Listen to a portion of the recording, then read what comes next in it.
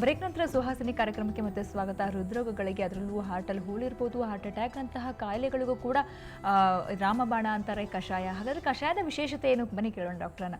Doctor, ಏನು ಬೇರೆ ಟ್ರೀಟ್ಮೆಂಟ್ಗಳಿಗೆ ಚಿಕಿತ್ಸೆಗೆ ಹೋಲಿಸಿದ್ರೆ ನಿಮ್ಮ ಒಂದು ಔಷಧಿ ಯಾವ ರೀತಿ ಭಿನ್ನ ಅಂತೀರಾ? ಇದು ಯಾವ ರೀತಿ ಭಿನ್ನ ಅಂದರೆ, ಇದು ನನ್ನ ಒಂದು 23 ವರ್ಷದ ಅನುಭವವೇ ವಿಭಿನ್ನ ಇಲ್ಲಿ. ಯಾಕೆಂದರೆ ಒಬ್ಬ ಹಾರ್ಟ್ ಪೇಷಂಟು ಒಂದು ಆಸ್ಪತ್ರೆಗೆ ಹೋದಾಗ ಅವನಿಗೆ ಜೀವ ಉಳಿಸ್ಲಿಕ್ಕೆ ಡಾಕ್ಟ್ರ್ ಹತ್ರ ರೋಗಿ ಹೋಗ್ತಾನೆ.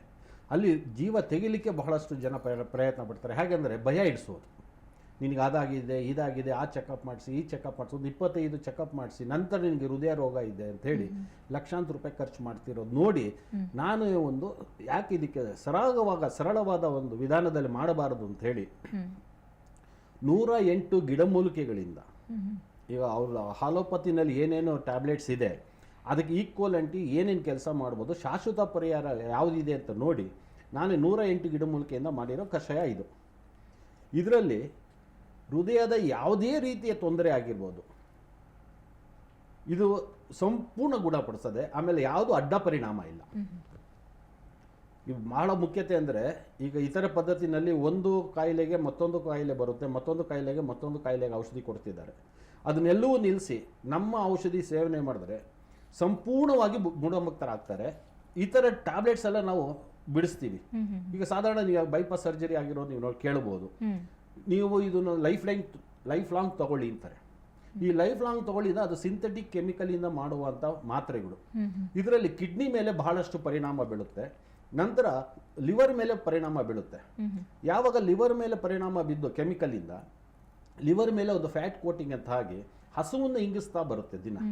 ಕ್ರಮೇಣ ಆ ರೋಗಿ ಸಣ್ಣಗಾಗಿ ಬಂದು ಒಂದು ದಿನ ಹಾಸಿಗೆ ಹಿಡಿತಾನೆ. ಅದ್ರ ಜೊತೆಯಲ್ಲಿ ಕಿಡ್ನಿ ಕೂಡ ಡ್ಯಾಮೇಜ್ ಆಗೋದು ಬಹಳಷ್ಟು ಉದಾಹರಣೆಗಳಿದೆ. ಇದು ಯಾವುದೂ ಆಗಬಾರದು. ಒಬ್ಬ ರೋಗಿಯ ಹೃದಯ ತೊಂದರೆ ಬಂದರೆ ಅವನು ಸಾಯೋವರೆಗೂ ಗುಣಮುಕ್ತರಾಗಿರಬೇಕು, ಅದು ನನ್ನ ಉದ್ದೇಶ. ಯಾವುದೇ ರೀತಿ ಹಾಸಿಗೆ ಹಿಡಿಯಬಾರ್ದು. ಹಾಗಂತ ನಾನು ಈ ಸಂಶೋಧನೆ ಮಾಡಿದ್ದು.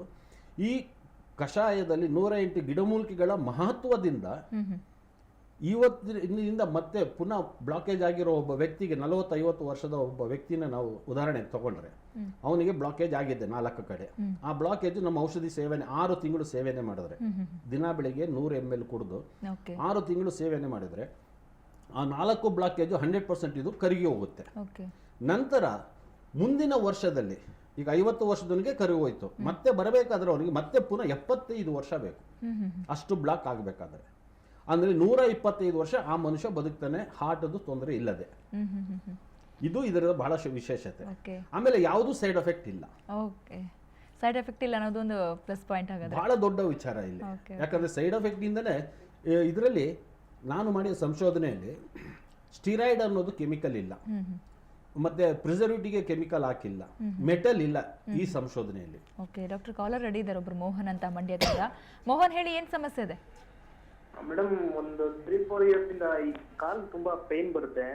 ಇದು ಮತ್ತೆ ಅಪೆಂಡಿಸೈಟಿಸ್ ಆಗಿತ್ತು, ಅದು ಆಪರೇಷನ್ ಆಗಿದೆ. ಈ ಪೇನ್ ಹೋಗ್ತಾ ಇಲ್ಲ. ಹಲೋ, ಹೇಳಿ. ಏನಂದ್ರು ಅಂದ್ರೆ ಹೃದಯಕ್ಕೆ ಸಂಬಂಧಪಟ್ಟಂಗೆ ಏನಾದ್ರು ನಿಮ್ಗೆ ಡೌಟ್ಸ್ ಇದೆಯಾ? ಅಂದ್ರೆ ಅಲ್ಲ, ಅದು ಮುನ್ಸೂಚನೆ ಅಂತ ಇದ್ರಲ್ಲ, ಈ ರೀತಿ ಎಲ್ಲ ಪೇನ್ ಆಗೋದು, ಮರಗಟ್ಟುದು, ಕಾಲೆಲ್ಲ ಇದಾಗುತ್ತೆ ಅಂತ ಹೇಳ್ತಿದ್ರು ಅದಕ್ಕ.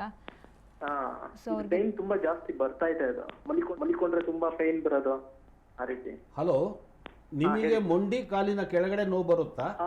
ಹೌದು. ನಿಮ್ಮ ಆಪರೇಷನ್ ನಿಮ್ಮ ಆಪರೇಷನ್ ಆದ್ಮೇಲೆ ಇದು ನೋವು ಜಾಸ್ತಿ ಆಗಿದೆಯಾ? ಇಲ್ಲ, ಮೊದ್ಲಿಂದ ಒಂದು 3 years ಇಂದ ಇದೆ. ನರಗಳ ತಜ್ಞರ ಹತ್ರ ತೋರಿಸಿದ್ದೀರಾ? ತೋರಿಸ್ದೆ, ಅವ್ರು ಯಾವ್ದೋ ವಿಟಮಿನ್ ಇದು ಕಡಿಮೆ ಆಗಿದೆ, ಅದನ್ನ ತಗೊಳ್ಳಿ ಅಂತ ಹೇಳಿದ್ರು. ಸರಿ, ಈ ಕಾರ್ಯಕ್ರಮದ ಕೊನೆಯಲ್ಲಿ ನನ್ನ ವಿಳಾಸವನ್ನು ಪ್ರಕಟ ಮಾಡ್ತಾರೆ, ಅಲ್ಲಿ ಬಂದು ಒಂದ್ಸಲಿ ವಿಚಾರ ಮಾಡಿ. ಮೋಹನ್, ಪರೀಕ್ಷೆ ಮಾಡಬೇಕು ಅಂತಿದ್ದಾರೆ ಡಾಕ್ಟರ್. ಸೊ ಒಂದ್ಸರಿ ನೀವು ಕಾಂಟ್ಯಾಕ್ಟ್ ಮಾಡಿ ನಿಮ್ಗೆ ಗೊತ್ತಾಗ್ಬೋದು ಏನಂತ ಹೇಳಿ. ಈಗ ವನಜಾಕ್ಷಿ ಬೆಂಗಳೂರಿಂದ ಕರೆ ಮಾಡಿದ್ದಾರೆ. ವನಜಾಕ್ಷಿ ಅವರೇ, ಹೇಳಿ, ಏನು ಸಮಸ್ಯೆ ಇದೆ? ಮೇಡಮ್, ಆಕ್ಚುಲಿ ನಾನು ಇಯರ್ ಹೋಲ್ ಆಗಿತ್ತು ಅಂತ ಹೇಳಿ ಆಪರೇಷನ್ ಮಾಡಿಸಿದ್ದೆ. ಅವಾಗಿಂದಾನು ನನಗೆ ಎಡಗಡೆ ಪೇನ್ ಬರ್ತಾ ಇದೆ, ಅಂದ್ರೆ ಹಾರ್ಟ್ ಪೇನ್ ಬರ್ತಿದೆ. ಮತ್ತೆ ಎಡಗಡೆ ಭುಜಾನು ಸಹ ನೋವು ಬರ್ತಾ ಇದೆ. ಇದು ಹಾರ್ಟಿಗೆ ಸಂಬಂಧಪಟ್ಟಿದ್ದ ಅಥವಾ ಕಿವಿ ಆಪರೇಷನ್ ಇಂದ ಏನಾದ್ರೂ ನನಗೆ ಎಫೆಕ್ಟ್ ಆಗಿದೆಯಾ ಅಂತ? ಓಕೆ ಡಾಕ್ಟರ್ ಮಾತಾಡಿ. ನೋಡಿಮ್ಮ, ನೀವು ಆಪರೇಷನ್ ಮಾಡಿ ಎಷ್ಟು ಸಮಯ ಆಯ್ತು? 2 years ಆಯ್ತು ಸರ್. ನೋಡಿ, ನಿಮಗೆ ಎಷ್ಟು ಪ್ರಾಯ ಈಗ? 32 years. 30ನೇ ವರ್ಷದಲ್ಲಿ ನಿಮಗೆ ಹಾರ್ಟಲ್ಲಿ ಹೋಲ್ ಇದೆ ಅಂತ ಒಂದು ಆಪರೇಷನ್ ಮಾಡಿಸಿದ್ದಾರೆ. ಇಯರ್ ಹೋಲ್ ಇತ್ತು ಅಂತ ಹೇಳಿ ಆಪರೇಷನ್ ಮಾಡಿಸಿದ್ದು. ಅದೇ ಹಾರ್ಟಲ್ಲಿ ಹೋಲ್ ಅಲ್ಲ, ಹಾರ್ಟ್ ಅಲ್ಲ ಸರ್, ಕಿವಿನಲ್ಲಿ ಹೋಲ್ ಆಗಿತ್ತು ಅಂತ ಕಿವಿನಲ್ಲಿ ಇಯರ್ ಹೋಲ್.